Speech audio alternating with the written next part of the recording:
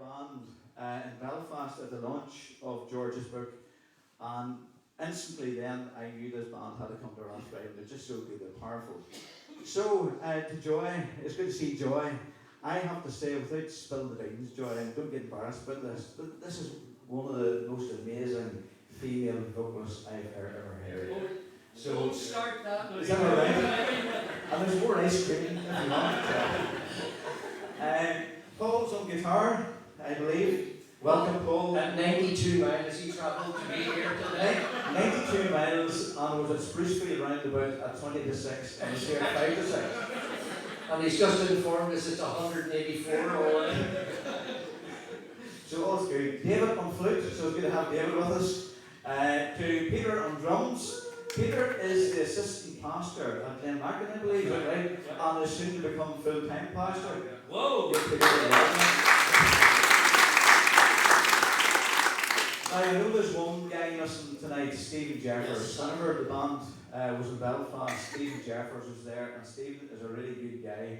Unfortunately, Stephen's quite ill, and is currently, well, he's just finished a bit of treatment, George, I believe. He just finished his second sort of bout. If you say the first was chemo, and the second was very hard radiotherapy.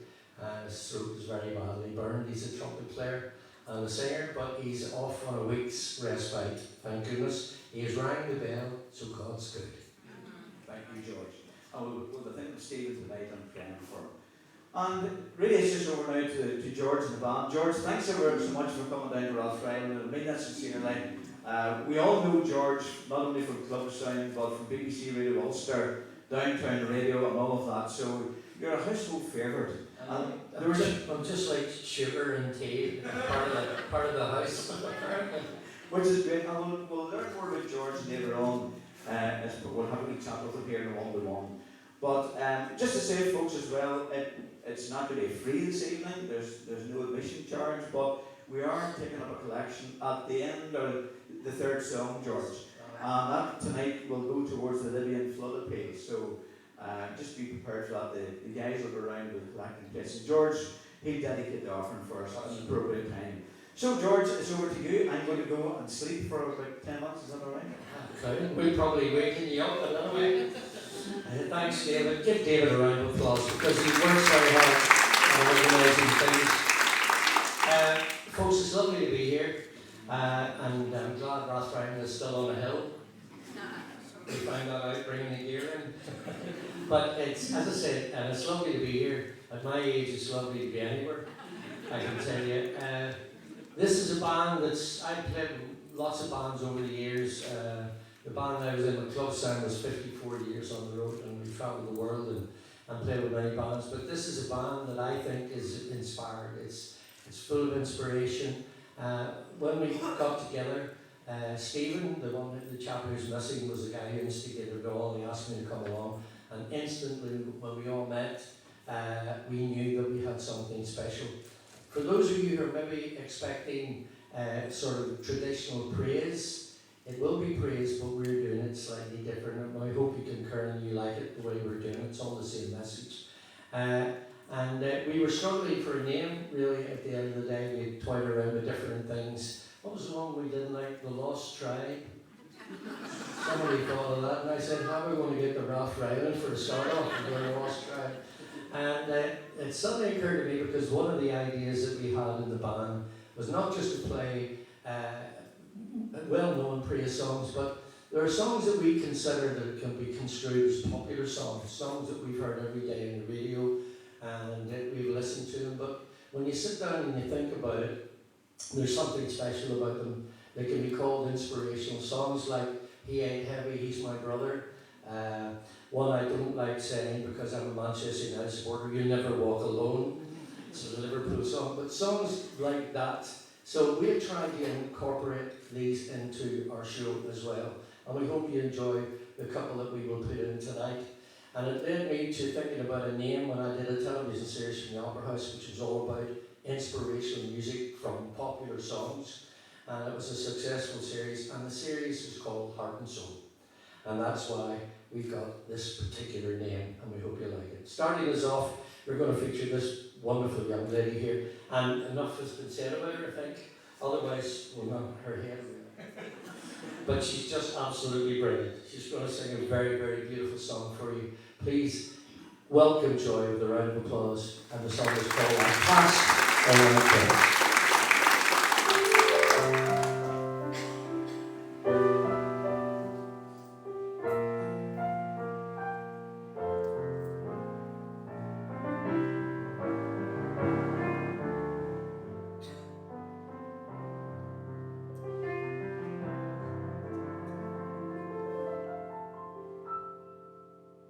When my cross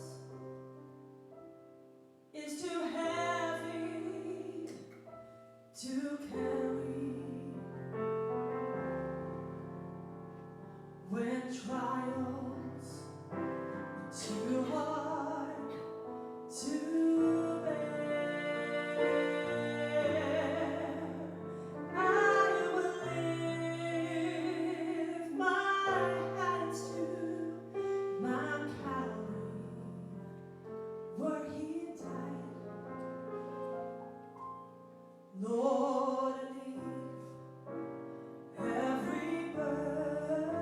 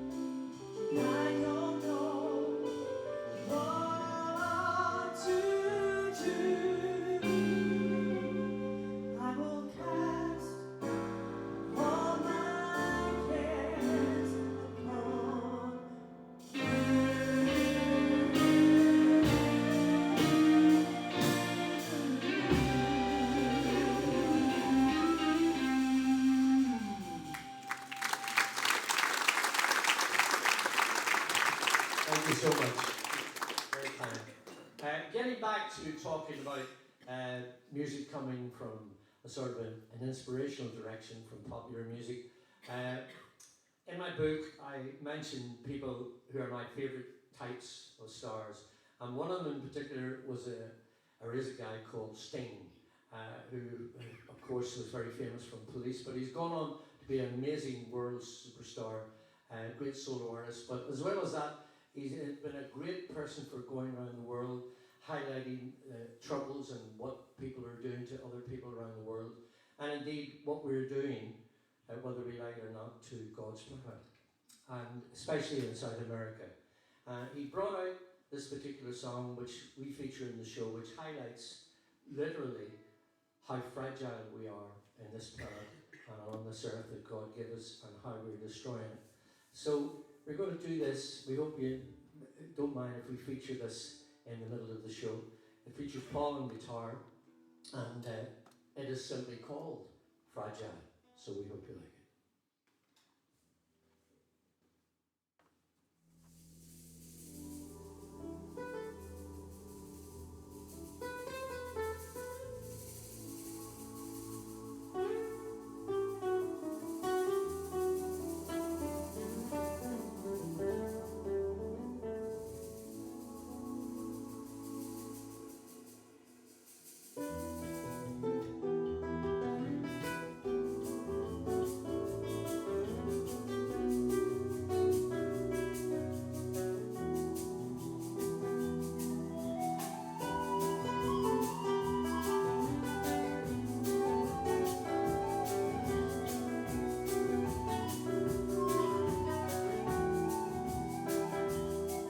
Blood will flow when flesh and steel are one, crying in the color of the evening sun. Tomorrow's rain may wash the stains away, but we know how fragile we are. Perhaps this final act was meant to clinch a lifetime's argument. Nothing comes from violence, nothing ever could. For those who were born under an angry sun, lest we forget how fragile we are. On and on, the rain will fall like tears from the sky, like tears from the sky. On and on, the rain will say how fragile we are, how fragile we are.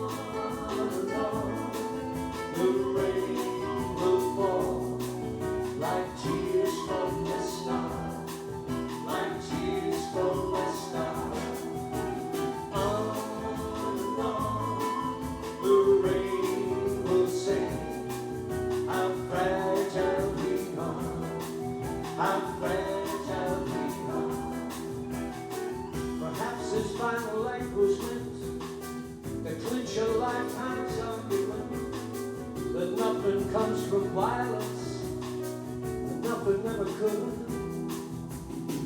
For those who are born beneath that angry sun, lest we forget how fragile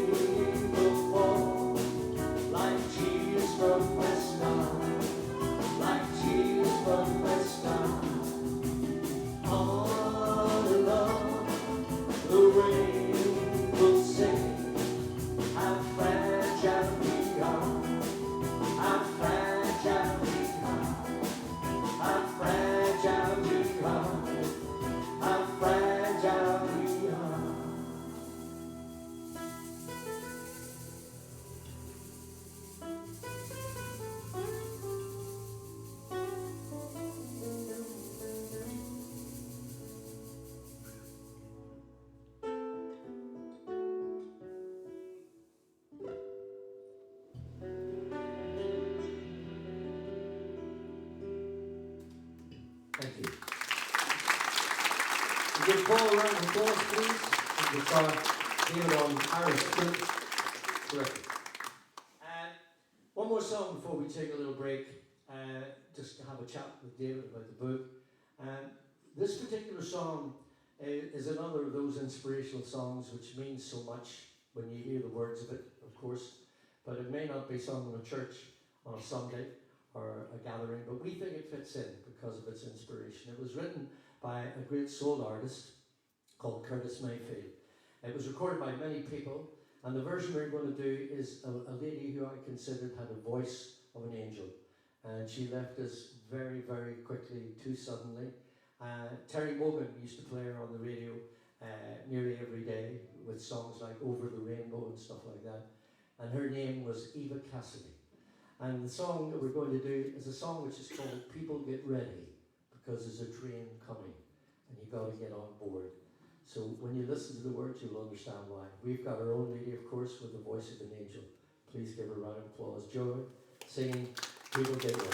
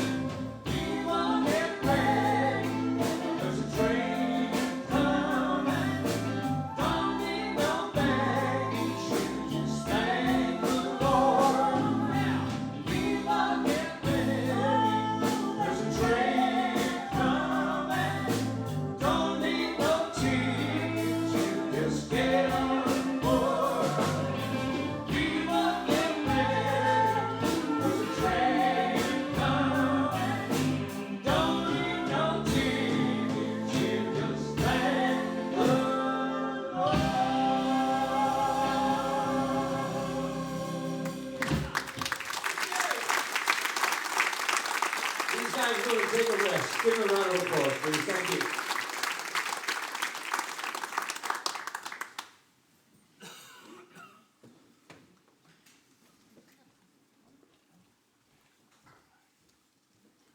It's all right. You can talk amongst yourselves. I get nervous when it gets quiet, David. You get nervous all the time. This is all strange for me. I'm normally interviewing people. Right? It's now my chance to grill him.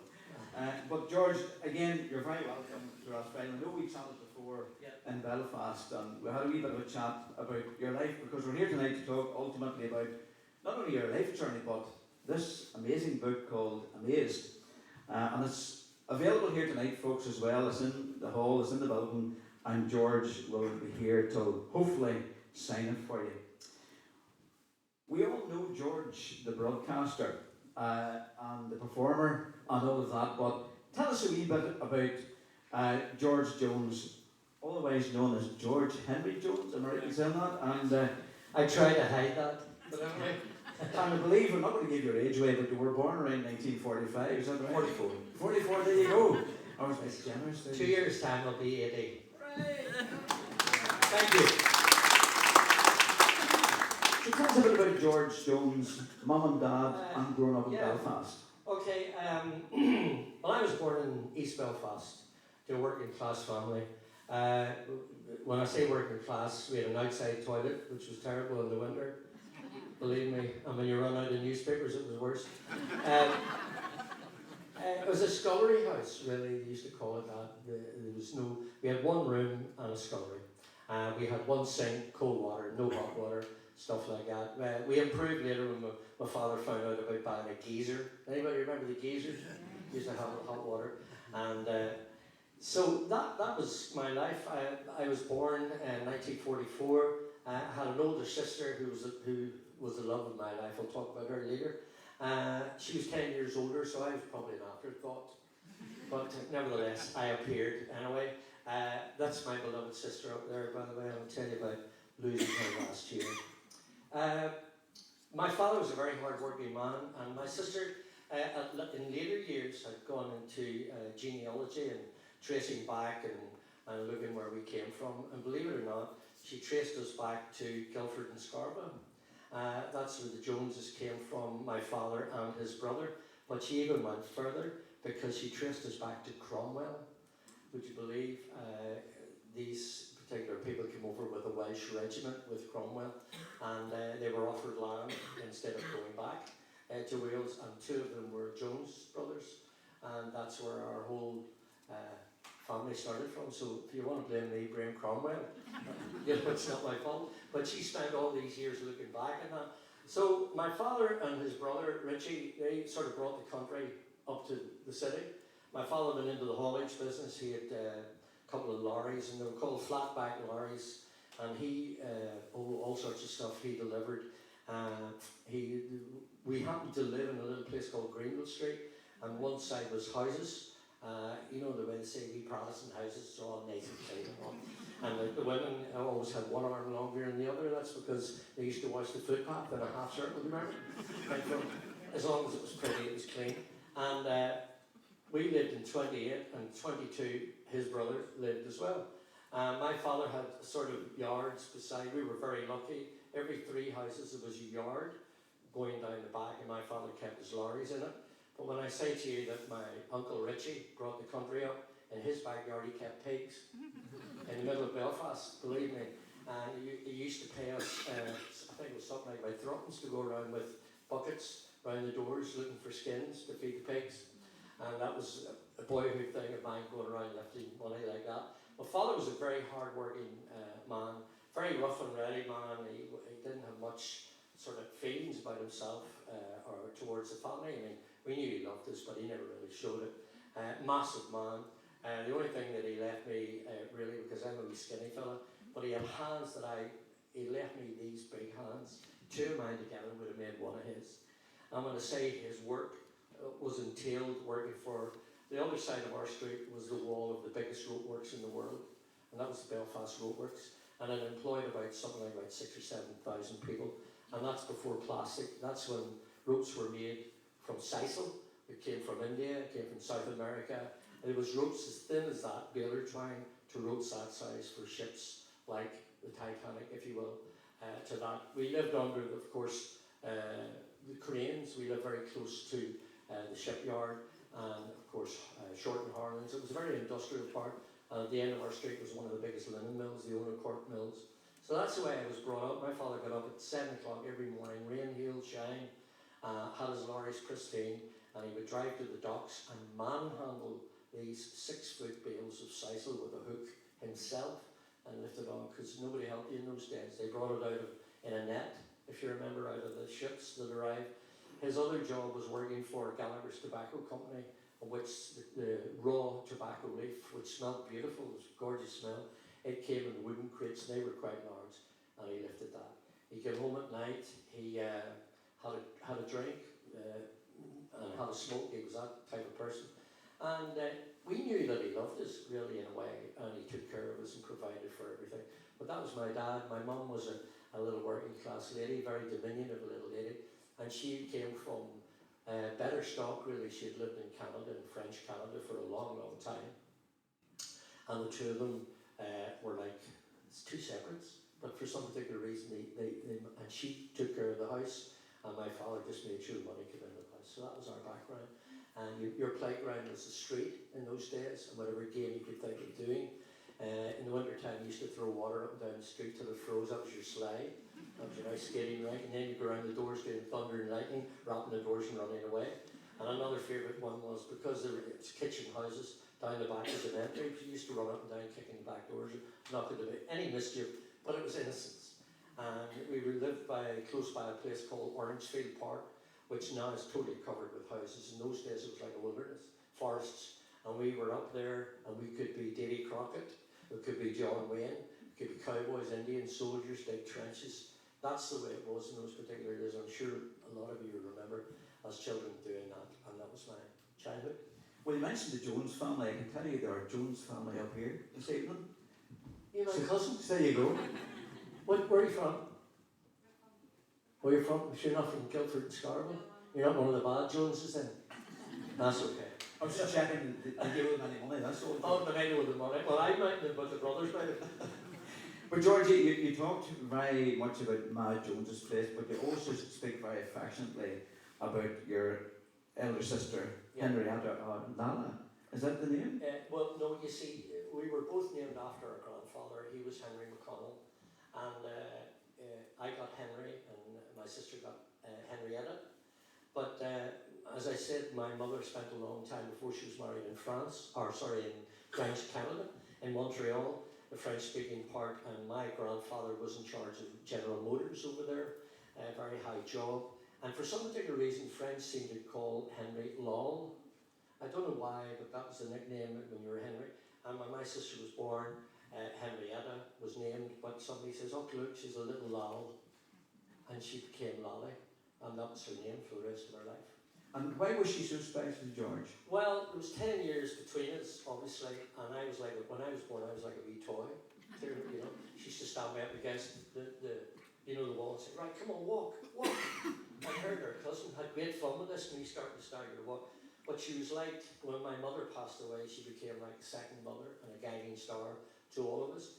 She was an amazing singer, an incredible singer, but she never had the tenacity or the bravery to go on stage. She sang in what they had in those days, harmony groups, glee clubs, where they just went at nights and they sang songs and practiced their vocal harmonies together, but she would never walk on stage. But for some particular reason, she picked on me from an age of 5 and started teaching me songs.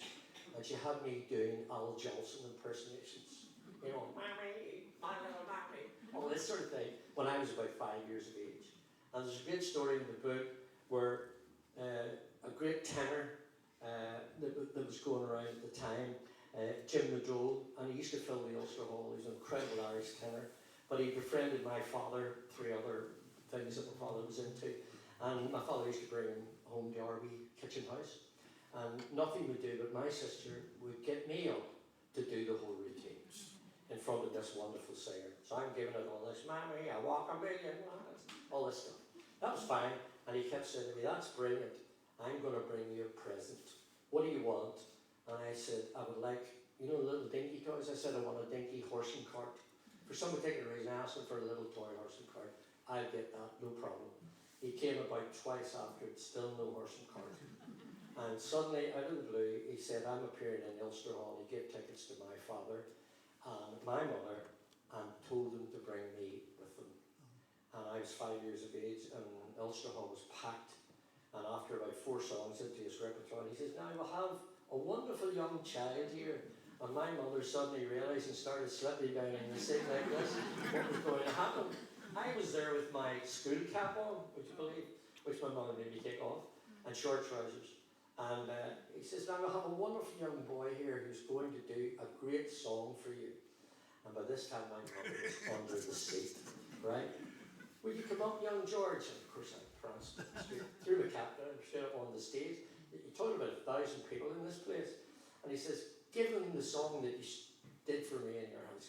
So I, the whole routine, I did it. Mammy, you welcome me. Of course, 5 years of age, you're going to bring the place down anyway, even if it wasn't good, through sympathy. Wrecked the place, well, he says, and I've got a special present just for you.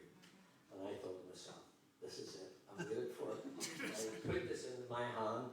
It was like a rolled up bit of paper.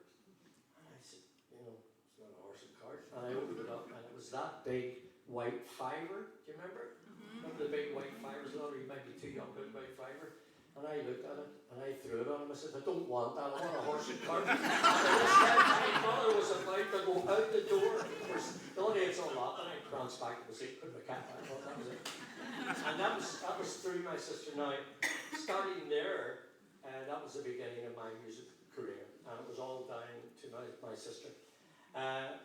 She brought home records when sort of Elvis was just starting and rock and roll was beginning. But before that, she taught me songs of the 50s.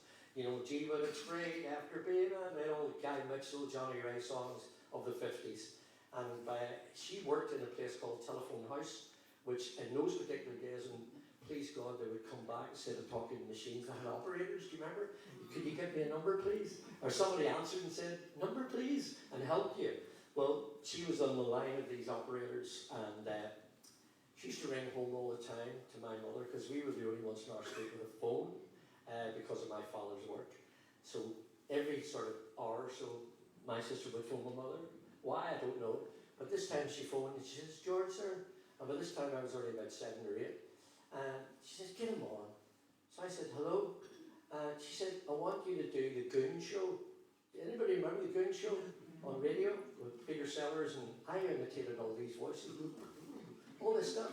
And then she says, sing a song. And I didn't know, but she had 30 girls all listening in, all tuned in the whole night.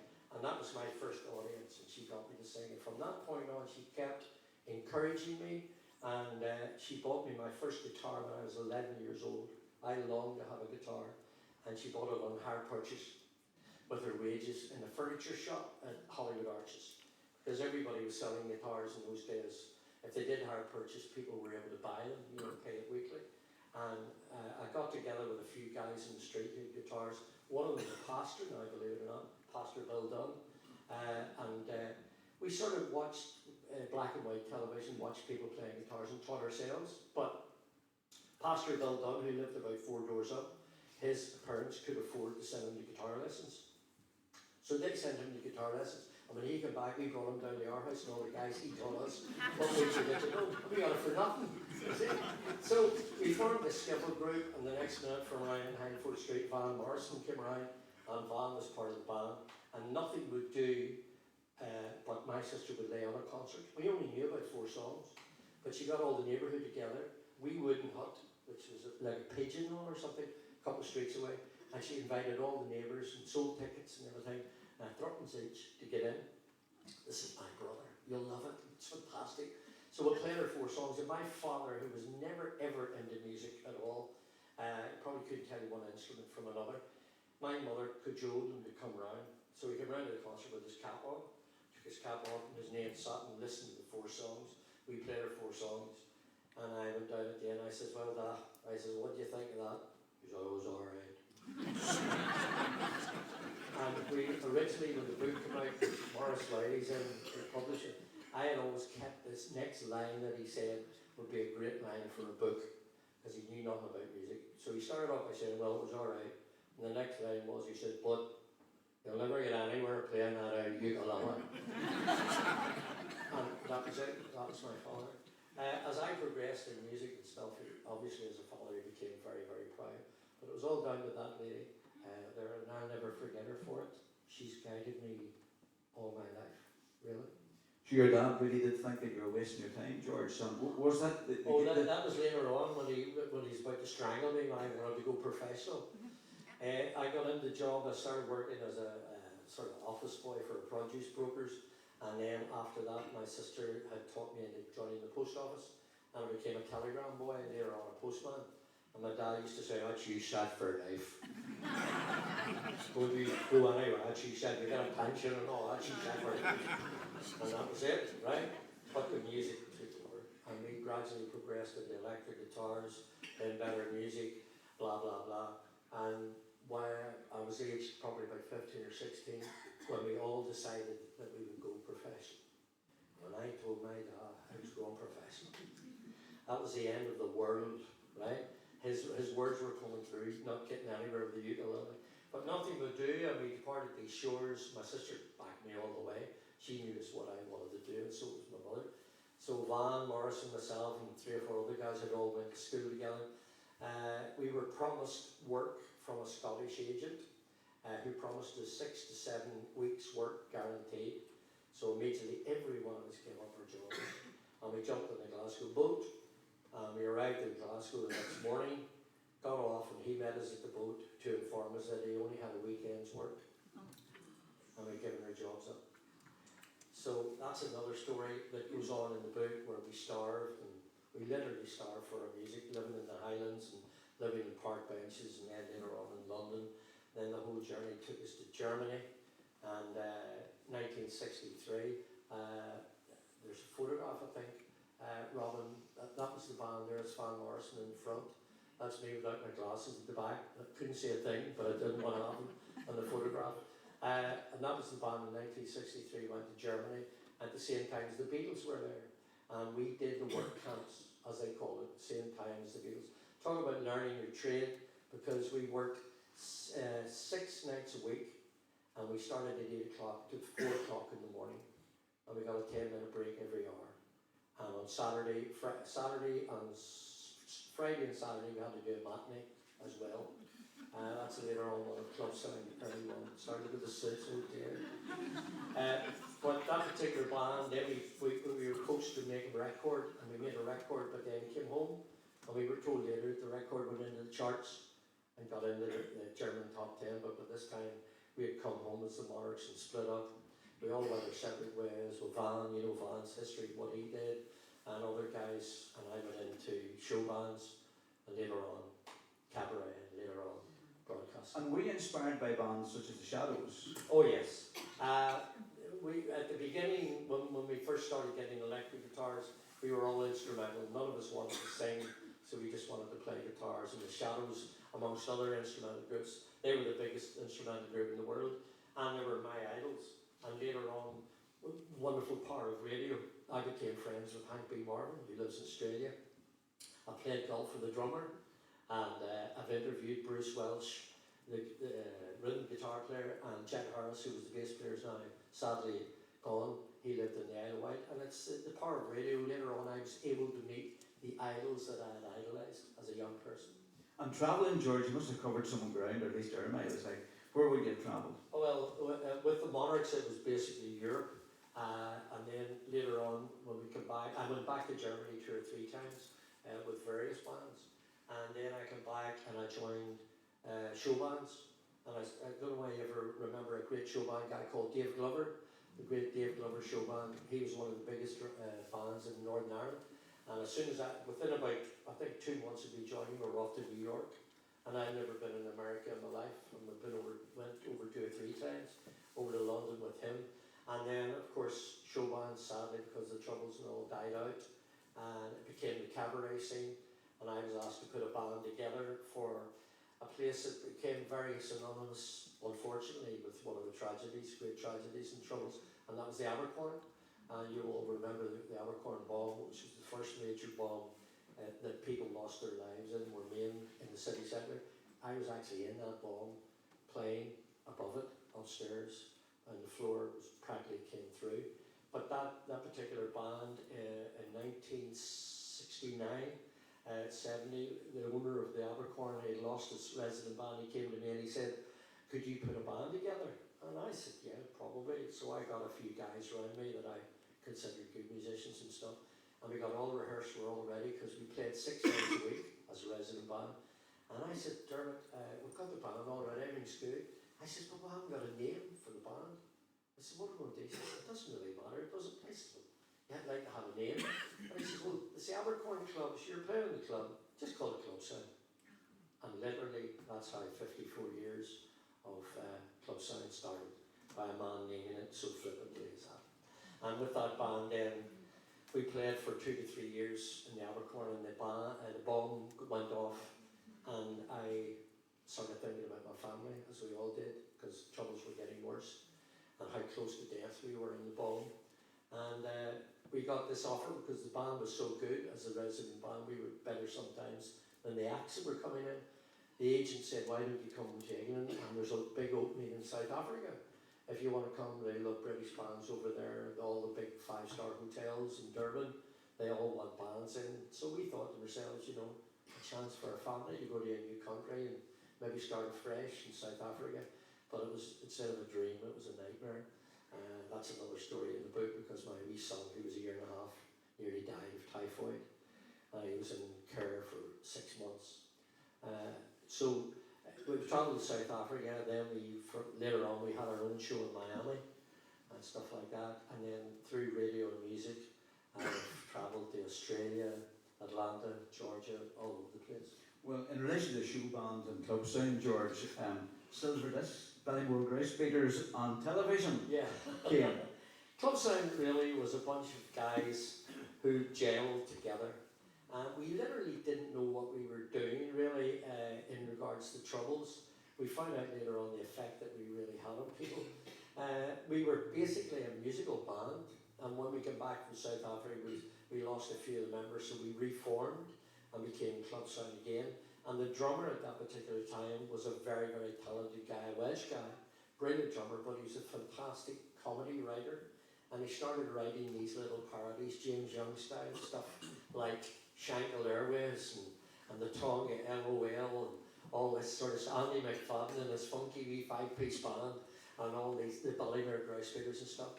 We started bringing these out and recording them, and everybody loved them. So we started doing a lot more comedy on stage, and we started in a place called the Railway Tavern in Antrim for 3.5 years, every Thursday, Friday and Saturday. It was packed every night. And there was Catholics and Protestants sitting beside each other, which was wonderful, crammed in. And what we found out after, what struck us was that in the midst of this mayhem that was going on in these troubles, this was like a wee oasis where people could come, sit together, have a laugh, and forget about what was going on for one night. And we found out later how much that we made people happy by doing it. Lord Melchett, who was the junior minister of state, mentioned us in the House of Commons to say we were doing a good job keeping the people's sort of morale up by featuring this wonderful humour that we have here. I mean, I'll give you an example of the humour, because it happens all the day, all around us. I hope you don't mind me telling a couple of funny stories, but they're quite true. I used to do radio in the afternoons, as you know, on Radio Ulster, and I got this woman on one day, and I said, hello dear, where are you calling from? She says, Shankill Road, love. I says, well, that's very good, dear. It's nice to have you on the video. Are you married, lady? She says, oh, well, married, I says, well, that's wonderful. I says, have you any children? She says, 7 children. I says, 7 children, that's wonderful. That's brilliant. I says, what are they? She says, all Protestants, every one of them. How do you stay neutral when you're on the radio? You try to take sides. So, this was a perfect example of how Ulster kept going, albeit of black humour. But we were able to, James Young proved it, we were able to laugh sometimes at ourselves and what goes on. And so we took these sort of things, and when we were doing stage acts, we didn't care about talking about the troubles or soldiers or terrorists or anything. I mean, I tell a story about 2 wee guys who are highly inebriated, you know, or as I say up the country, they were full, and they staggered out, and it was pitch black, it was during the curfew, it turned all the lights out, and they were trying to head home, and suddenly they stopped, and Jackie held on the alley, he says, oh, he said, don't look at now. And then I said, isn't it funny the way people in Northern Ireland, when they want you to look at something, the first thing they say is, don't go look at it. See, so you were getting all these ways sides of Ulsterisms, but he says, don't go look on now. When I'm in the dark, I just tripped over some. He said, get you down, have a butcher, whatever it is. Go on. So all he goes down in the dark, comes back up, and he's his drum. He says, you know something? He said, you're not going to believe this. You've just tripped over 3 hand grenades. And Jackie said, what are we going to do with them? I'm like, oh, he said, I think we should take them to the nearest police station. And Jackie said, don't be stupid. I said, why? He said, what happens if halfway around there, one of them goes off? He said, well, just lie and tell him we only found 2.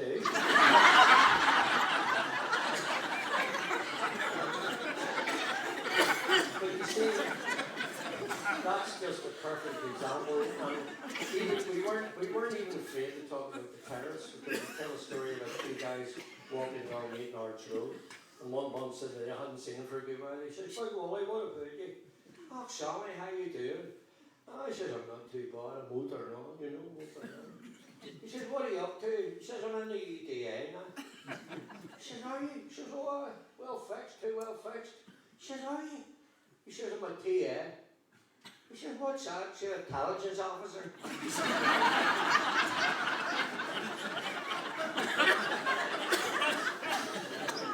So, this is what became, Clubsound became famous. We weren't afraid to take a razz out of anybody. We used to get at the politicians, we used to get at everybody. People loved it, and it was just their relief to sit and laugh together. And then, out of pure chance, I have to tell this because it rounds it up. Out of pure chance, we decided to record this song of an album which is called Peace, The Time Is Now. And we had a most unbelievable singer in the band. Sadly, he's no longer with us. And this was a young lad from Sandy Road, nearly as thin as I was. But he had a voice like Mario Lanza or Andrea Bocelli in today's terms. And he could sing anything. And he sang this beautiful, beautiful peace song. And we just recorded it because we thought people would like it.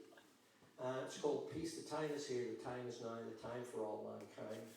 And that was a couple of lines out of it. So we always kept it to the end of the night. And before people left, we sang the song.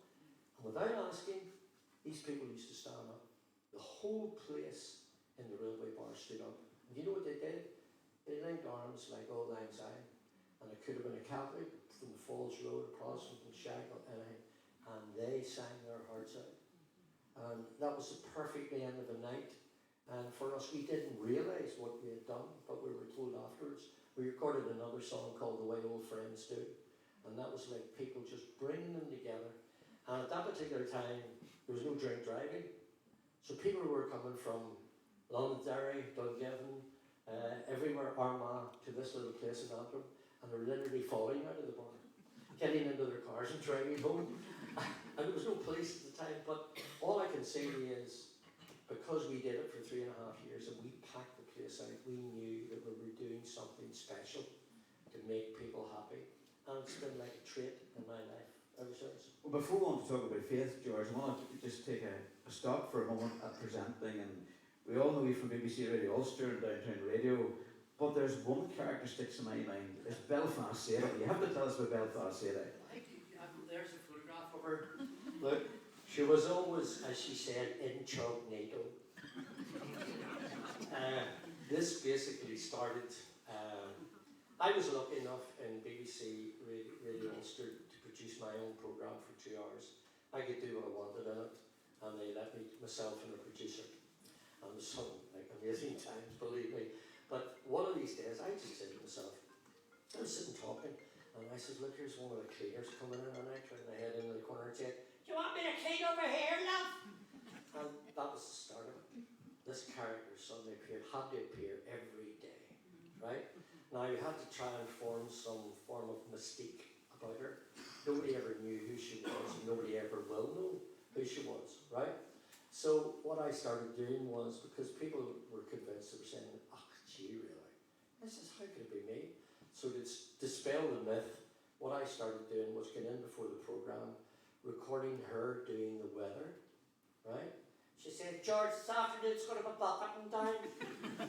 You know, this is off the official. She was interpreting, or I was interpreting as her talking to women. But I left spaces in between her so that when she says, it's going to be bucketing down, I said, Sadie, you can't say bucketing down. What do you mean? And these two voices started appearing. So that's the way it dispelled the myth. There was other ways of doing it. We had Sadie's Cultural Corner, where people sent in their poems and she dismantled them, really, by reading them out. So we thought everything was going well, and then we started doing a lot of outside broadcasts. And every time we went to an outside broadcast, people would call up. She was getting more fan mail than I was. Let's put it like that. And I was going to special occasions at night. You're asked to go and appear, speak at it and stuff, where there's hierarchy from government or from the church or whatever. And every time you walked in and said, George, it's really you doing silly, isn't it? And I said, no, it's not. How dare you, the poor woman? No, of course it's not. And this went round about 2 or 3 people, and finally maybe a bishop came over, or something of that higher echelon, and they said, George, but you can really tell me, can't you? So I had to carry this myth for years, and the first time we came up against a big problem, we knew we were going to do a massive outside broadcast at a big caravan park, and we knew there was going to be guaranteed about 1,000 people at it. And I said to the producer, they're going to be asking for Sadie, what are we going to do here? So we came up with this great idea. It was in a wee place down the County Down Coast called Malile Caravan Park. I came up with an idea. I said, let's get on to the Arts Flying Club. And we asked them, could we hire a plane just to fly over at a particular time over the caravan? And then I went into the studio before it and pre-recorded Sadie with internal airplane engine noises behind me, right? So that was setting the scene of the whole thing. So we went down, and right after there's been 1,000 people. Of course, they're all, where's Sadie? I said, look, I don't know whether she'll come or not. She might appear, we don't know. This went on and on, the whole nearly the 2 hours. And I said, we want to see Sadie. They all started chanting and everything. So I said, look, as far as I know, she's going to be here. How? I don't know. And the producer rang and checked with it, and they had taken off from Mars Airport, and the plane was, and he's in my ear, and he's going, plane's coming over now. And so as the plane went over quite low over the crowd, the engineer hit my pre-recorded tape, and all you heard while I was talking was, George! Are you down there? Can you hear me? And I said, what? Silly, where are you? She said, I'm up here in the plane, I'm nearly airsick. And I said, where are you? Up there. Of course, all the crowds. This empty plane is flat. And she said, oh, get me down, I've no parachute. I said, well, at least give them a wave. Hello, everybody, you're all like wee midgets down there. Hello. And all the crowds go, and the plane disappeared. And I said, I told you she was going to appear somewhere. So that's how it started, and she became an absolute legend. She literally did. She's now in a home for the tormented. Or the bewildered. One of the two. Well, George, we've talked a lot about family, and now just to move on to the faith aspect. Yeah. And I know that Uncle Henry, Harry, plays a part in your life. A man of few words, I believe. Yeah, I had my mother's brother was an incredible man. Both he and his father, my grandfather, worked for the Harbour Commissioners, and my Uncle Harry was a crane driver down at what they called the coal quay, and he used to unload the coal. An expert crane man he was.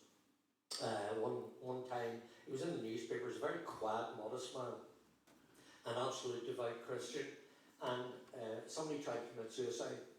They jumped in the water, and they couldn't get the guy out. And my Uncle Harry was literally lowered down in the bucket of the crane, and he happened to be a weightlifter as well, and he actually grabbed him, water and all, and held him till they raised the crane up, and he went in the newspapers as a hero, but he didn't want to know anything. He was so quiet. And Conswick Avenue has a gospel church down there, and him and another guy, literally with their own hands, built the gospel hall, the wooden gospel hall. Every night he came home from the working down at the docks, he got his tea and went straight, started hammering built the whole place up. He wouldn't have impressed on you religion, like preached to you at all, but he would sum it up like, if you were having a discussion, he would just turn around and say, yes, but God's got the answer. He had these one-liners that just, I mean, at the time I was a rock and roller, I was a young rebel, I never listened to it. But on his deathbed, the reason why I want to talk about just a little bit about my sister to me was like an angel already on earth.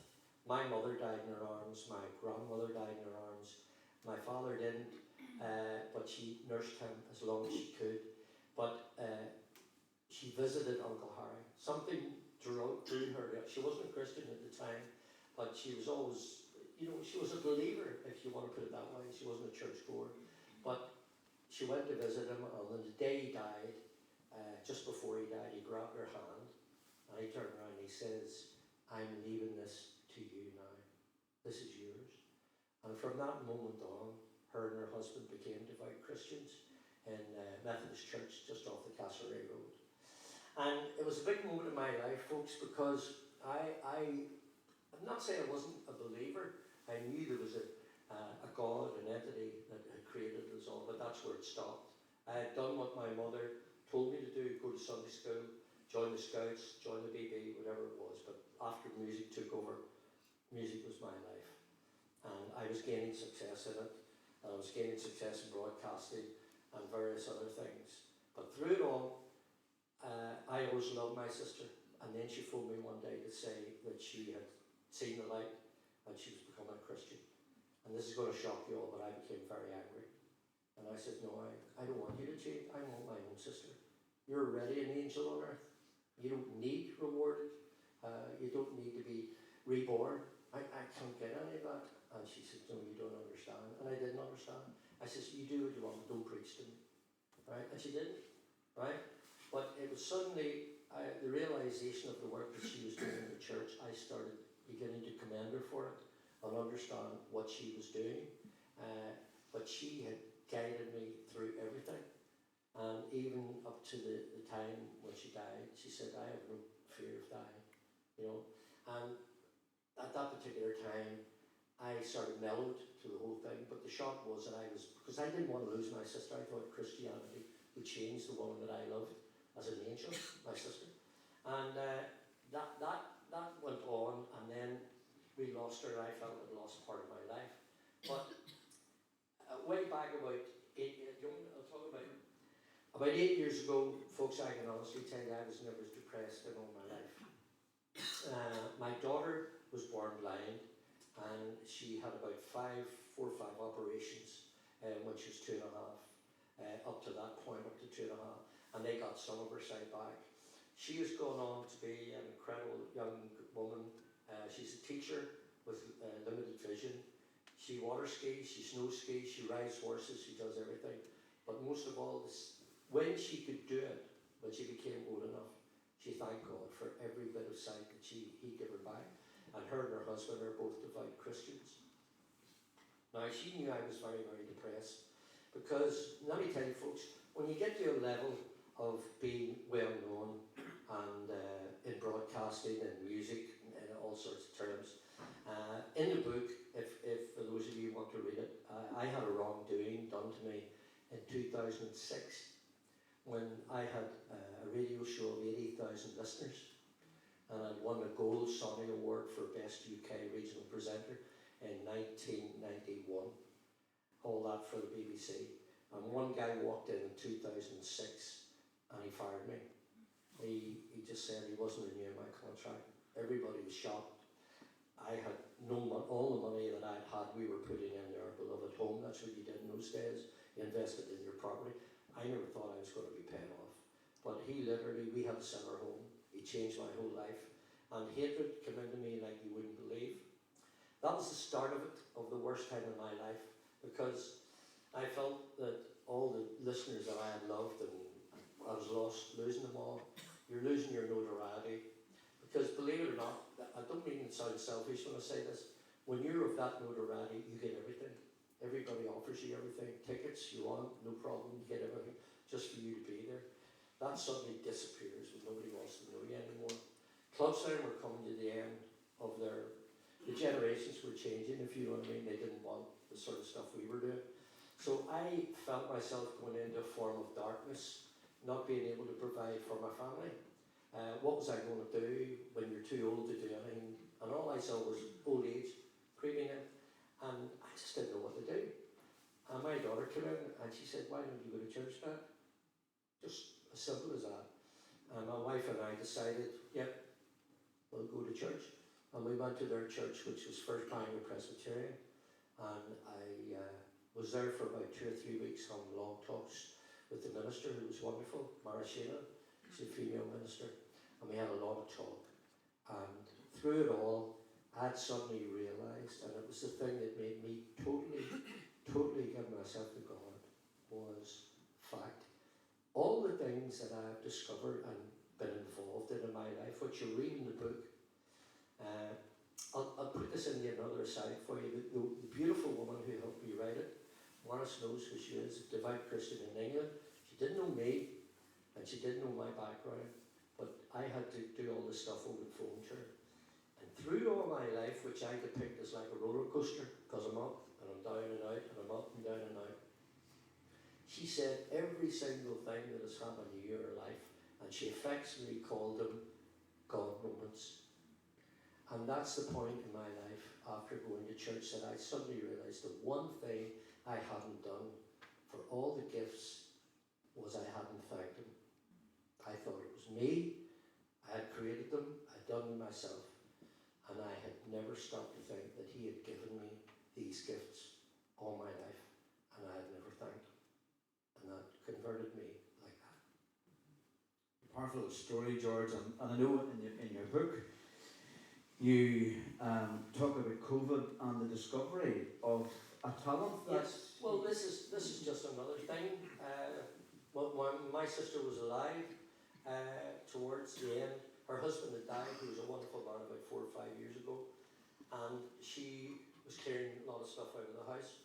And when I was about 13, I'd taken what was called, I loved drawing cartoons, and we couldn't afford to go to university or the art school the way we were, working class family.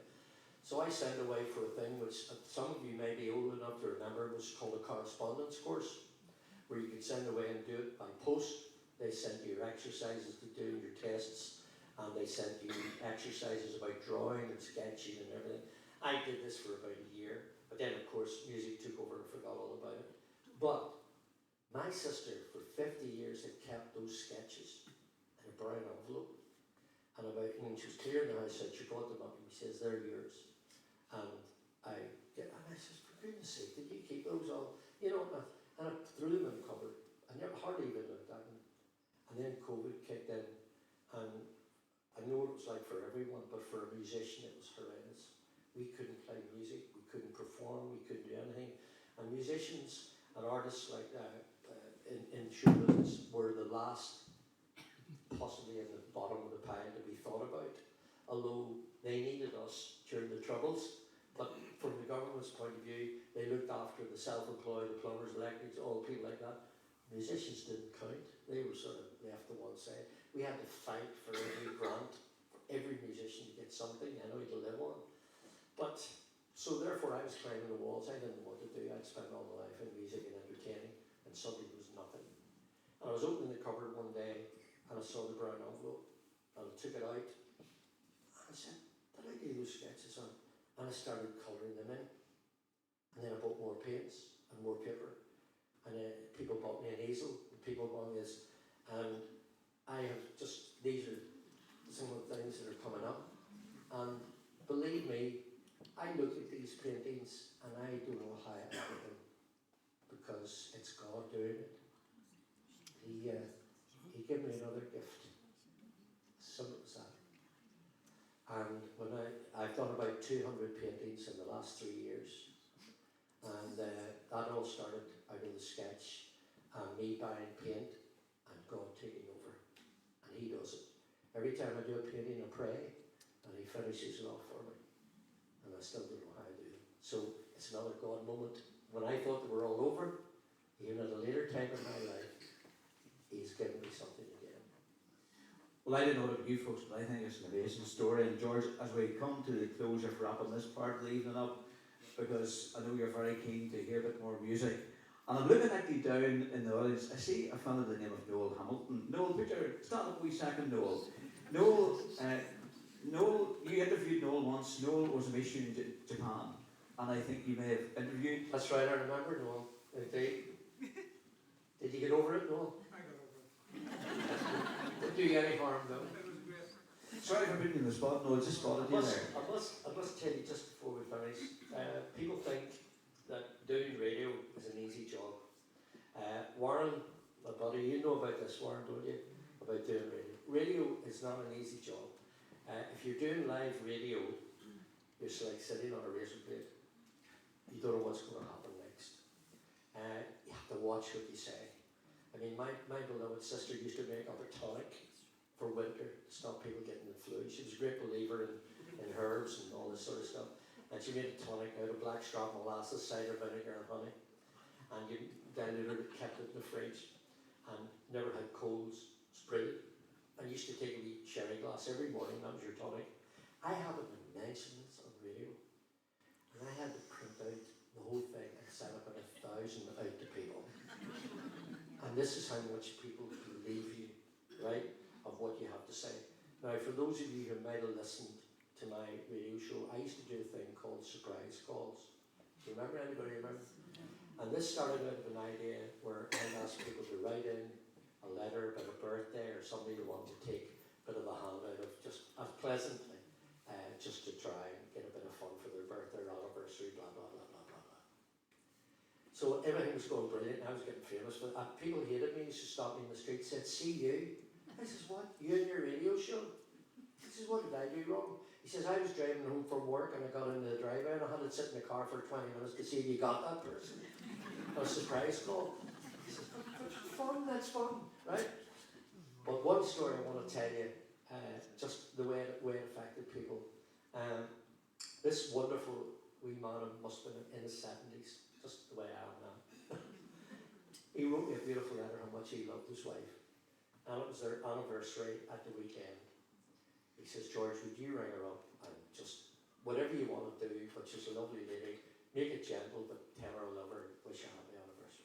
This arrived in, I think, on Monday or Tuesday. So my producer, Liz Kennedy, we reviewed all these to check that it was all right with the family before we did it. You're not allowed to do them now, by the way. Yeah, you're not. It's people's liberties. I think you can't do it. But I set out thinking of this plan. They planned a bus run to the Lake District over the weekend for their anniversary. And I got the name of the tours. It was something like Kendall Tours or something like that. So I had this plan. He says, "But in the letter, will you do it? Our anniversary's on the Saturday, but will you do it on the Friday before we leave?" So I looked at the letter, found all the instructions to it. So I phoned the woman up. It was late Friday afternoon, and I put on an English accent. And I said, "Hello, Mrs. I can't remember her name, Mrs. Such. I'm calling from Kendall Tours, and I believe you're going to be travelling with us to the lovely Lake District over the weekend. How super. Well, I know we're going to give you a wonderful time. You'll be seeing lots of places, but what we have planned is a picnic. And on Saturday, we're going to stop for a picnic, and we're going to have karaoke. And we want everybody to sing, right?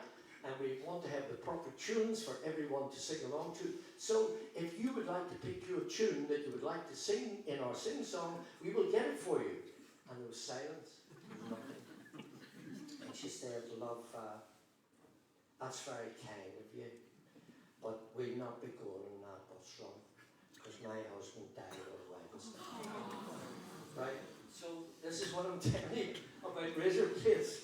What to do next, you don't know what to do next. So my producer's going, and I said, "Don't worry." And I kept the English accent because I wasn't going to tell her it was a ruse or a surprise thing.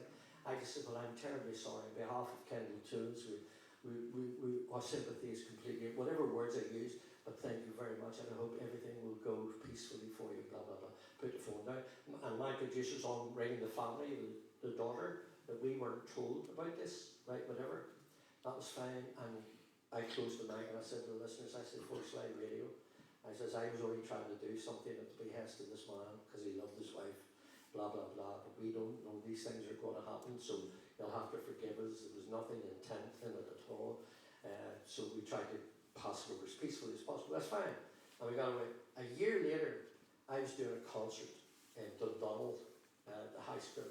There was a huge big hall, and I was up at the stage getting things ready. And this woman was like that size, running up, and she saw me and ran up, straight up to me, and she threw her arms around me, and she said, "Thank you, thank you, thank you." I said, what for, what did I do? She says, "I'm the lady that you rang up, and my husband had died, but you told me that he loved me." So at the end of the day, you feel at least you've made somebody happy. And I feel that God has just given me all these gifts just to make people happy. And if I can continue doing it, age permitting, I keep on doing it. And it's so lovely you can turn out tonight. And as I say at the end of the book, if you like the book, keep it or pass it on to somebody else. If you don't like it, there's enough pages in it to light the fire for a year. All right, George, before we invite Dan back again, I just want to ask you one question. Yeah. What you're a great communicator. We've heard this evening, we've heard you before, we're remembering the radio. What words of encouragement would you give to us this evening here in Rathfriland? Have you a message for us? Put in the spot a bit, but... Well, I would say, well, you get rid of the hill for start off, level it out a wee bit. No, apart from that, look, I think we're living in troubled times. To me, as a Christian, I think the world is declining and it's on a downward scale. We just need to get around each other, support each other, keep people happy, because we're living in a maelstrom here with no government, no anything, but it's like, it's been in the Troubles all over again, but in a political form. We're living in a sort of a vacuum. You're probably all good Christian people here tonight, but if you see somebody who was in despair like I was, just ask them to recount their life and try to think about how many times God has touched them without knowing it, and just tell them to turn around and thank Him. That's it. Thank you, George. A round of applause for George.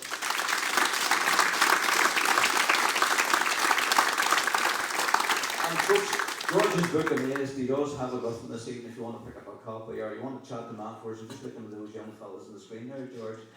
But we're going to invite the band back on if they're in the vestibule there, if they'll come forward again. We're probably eating another fish supper and a tub of ice cream. I got nothing. But enter the band, here they come, give them a round of applause. for the band. So George here. George, the book's available. Thank you for sharing with us. Thank you for being here this evening. Folks, the book's out in the church hall. After George closes this evening, you can come to the church hall for refreshments. You can go down and have a chat with George. Maybe you can get a selfie taken with you. Yeah, no problem. No problem. As long as I don't break your camera, that's the main thing. And just to say, whenever you start your next song, George, I'm going to ask the stewards to come around to the offering plates. And we'll lift the collection for the Libyan flood appeal. Yes. And then if that we said, George, if you just say a word of thanks. Absolutely. I give thanks for that. Absolutely. Folks, George Jones. Thank you for your patience, folks. Thank you. God bless. And you can all talk amongst yourselves. Relax where we get all our wires in the right way.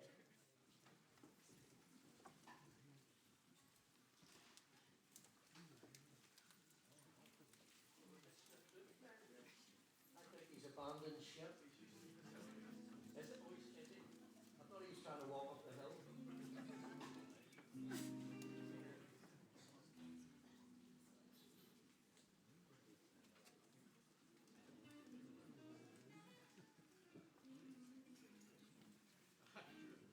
A couple of people were actually asking me, basically, just as a wee footnote about Club Sound.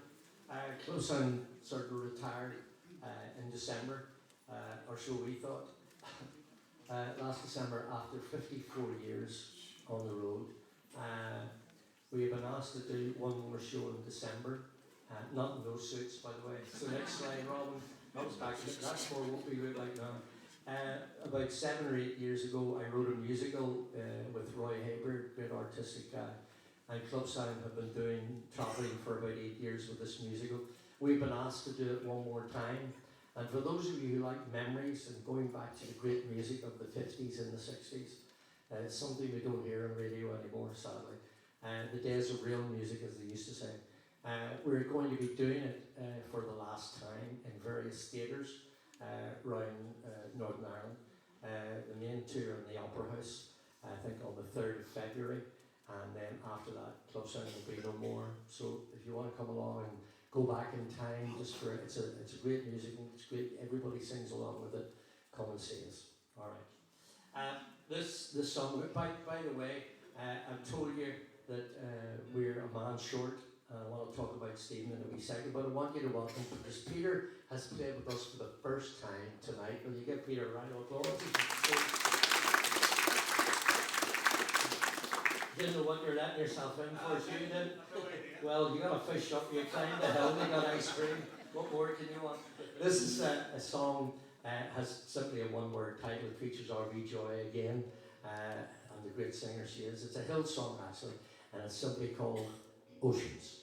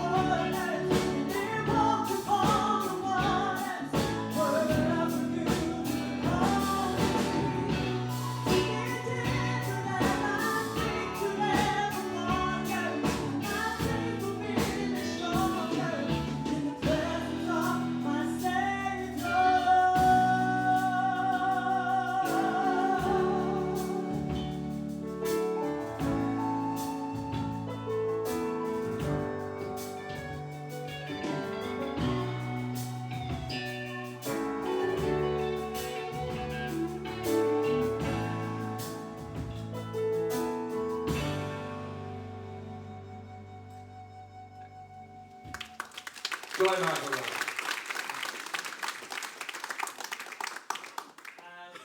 I mentioned earlier about a person who won't be with us tonight. We've prayed every day for Stephen. Stephen Jeffers is a wonderful chef, a very well-known chef, especially in the Belfast area, and on television he does a lot of work as well. But he's also a very fine trumpet player and cornet player, and he's played a lot with Van Morrison and stuff like that. But as I said, he was the one who invited me to join this particular band. He's very fervent about the band. He loves the band, and I think, quite honestly, the fact, apart from his family, that the band was going to carry on, it kept him through, or it eased him through his cancer, the fact that he could still be able to play and join the band. He lost his voice, of course, and lost the power of the trumpet. It's coming back slowly but surely. But every show that we have done, he loves this particular song. So we're going to dedicate this tonight to Stephen, because he keeps repeating, and sometimes we smile when he says it, that this particular song is anointed, and it really is. Joy is going to sing it for you, and indeed we're going to sing it tonight for Stephen, and it is simply called Falling in Love with Jesus.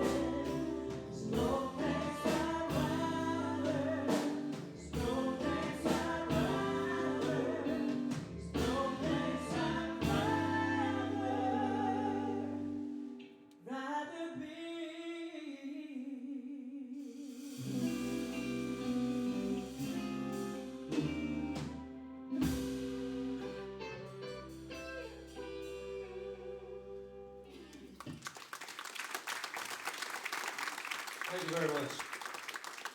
Very kind. I told you we were doing things slightly different. We're not keeping you out of bed, are we? Are we all right? Nobody got heartaches on or anything, or overtake? All right, we're okay. Slightly up tempo. This particular song, apparently I've been told, C.C. Winans, was it? C.C. Winans was a lady who made it famous, and she was best friends with Whitney Houston. Apparently she was the godmother of her, Whitney Houston's daughter as well. This particular song has been voted in the top 10 gospel songs of all time, and this year there was something special, wasn't it? It won Best Gospel Song. We hope we do it justice after all that. But we're going to do it for you, and it's simply called The Goodness of God.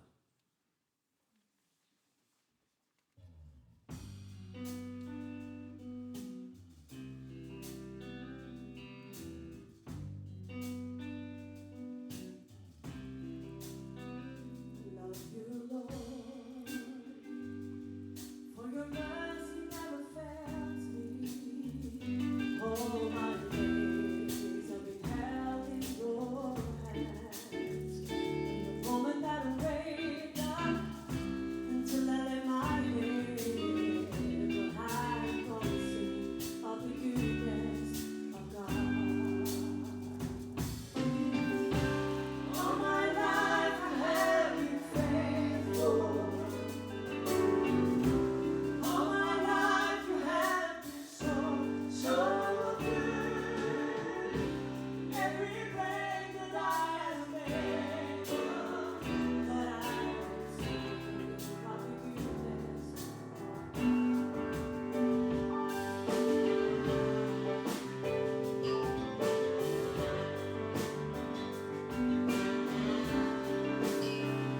Love your voice. You were very purified. You are close like no other. Lord, you as a father, and I love you as a friend. And I have been in the goodness of God. All my life you have been faithful. All my life you have been so, so good. Every breath that I have made, Lord, I will sing of the goodness. You clap your hands with us? Come on, do it for us. Hey! Your goodness is running after me. Your goodness is running after me. All my life makes sense. Never allow me to give you Your goodness is running after me. Your goodness is running after me.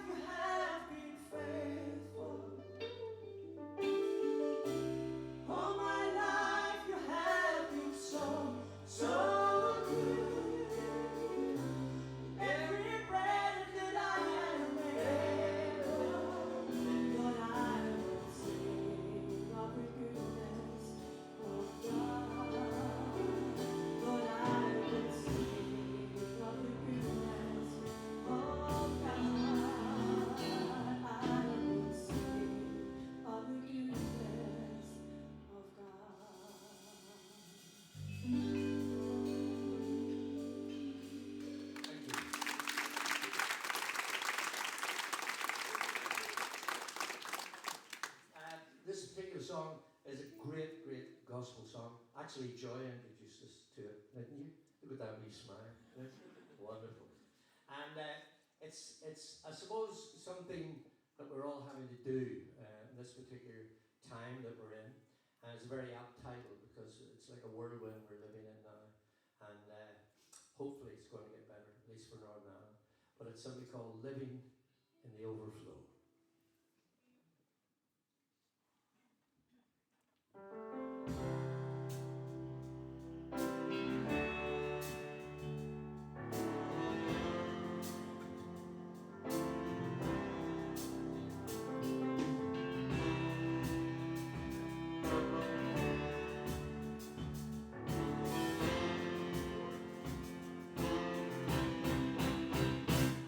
Living in the overflow, covered by your love, doing the Holy Ghost, more than enough, walking in your freedom now. I'm covered by your grace, it's in your healing heart. We have been changed, bless the Lord, all my soul.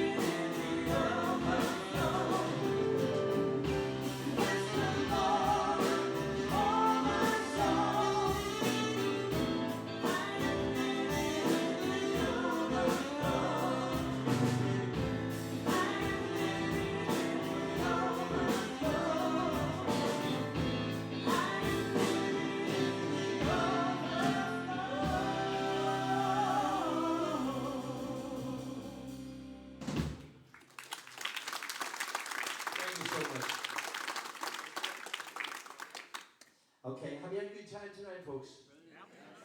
Do you get where we're coming from, what we're trying to do with the different sorts of music? We hope you feel a little bit inspired tonight by what we've done. It'd be lovely to see you on some other occasion too, if you'd like to come along. Will you please give a round of applause to these wonderful musicians, to Joy, to David, to Paul, and to our wee Peter sitting there. Give them a round of applause. Thank you.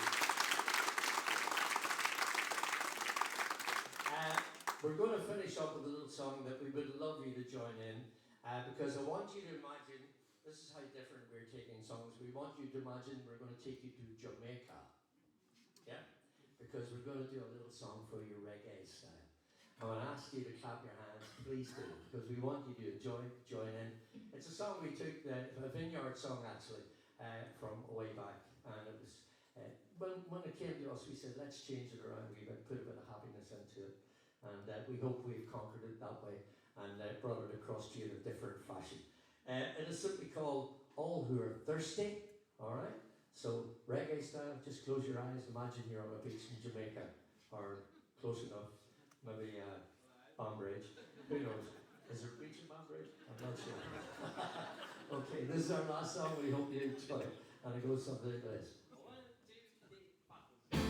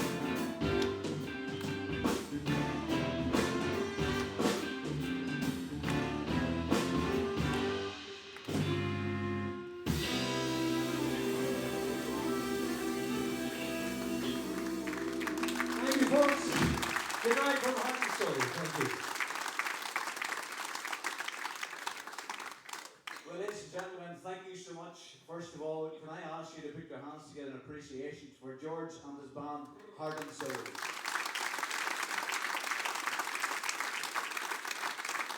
I don't know what it was you, but I certainly found the music amazing, and I don't want to go through one by one, but isn't that an amazing voice? George, thank you so much, and thank you for coming to Rathfriland, and next time you come back we'll get you another fish supper. To Paul, David and Peter, thank you so much again for the compliment. We thoroughly enjoyed it. And to you, Sir George, we thank you. No, not Sir George, just ordinary. It's Sadie's uncle. Well, thank you very much for coming to Rathfriland. We really do appreciate you taking the time out of a very, very busy schedule. And we know how busy you are, and we certainly appreciate it, so thank you. Thank you. Remember to also, and finally, just to say, from me before I hand over, you can maybe say a word to give thanks. thanks for the offering. On behalf of the church session and committee here at First Rathfriland, we want to thank you for coming along. Thanks to them as well for supporting the evening. And just a word of apology. Unfortunately, our new minister, the Reverend Moody, has come down with a very bad cold. He was tempted to come out, but I see his wife here. Emer, you're very welcome. So you're as I say in Northern Ireland, God love his wee cotton socks. I hope he gets well soon. So thank you one and all, folks. Don't forget George is here with his book in the hall. Don't go home yet. It's still too early. There's a cup of tea. I don't know what else is through the door, but you're very, very welcome to come through. I'll hand over you to George now to close and give a word of thanks for the offering. First of all, I'd also like to thank Ivan, who's the sort of 6th or 7th member of Heart and Soul doing all the sound. He came here, put all this up, and he's down in the corner. Without him, there'd be nothing. Can I tell you, you mind if I tell you a funny story before we go? My two favourite people are these two wee inebriated guys that I told you about with the hand grenades, etc. And it's another classic example of Ulster humour. And the two of them are once again bouncing into the pub at all hours of the night, trying to head home. And Jackie stopped Ollie. He said, "Oh, we got a figure." He says, "So I can't afford a taxi." He said, "So instead of walking home, you go into a bus station and steal a bus. And I'll see able to walk home. Alright?" Oh, he said, "What do you mean? Just go in and steal a bus. Knock a bus, I'm going to drive home, I'll wait." So away he goes. Jackie's standing there 5 minutes, 10 minutes. He said, "So where is he? Fellow, listen to him, my bunions are killing me here." He said, "I'll have it with him." And he was in looking for him, he was in the bus station, and he sees I like run around all the buses. He says, "I thought I told you to steal a bus." He says, "I know, but I couldn't find a number 11. He said, "Double shit, why didn't you steal number 13? We'll just walk it from there." There you go.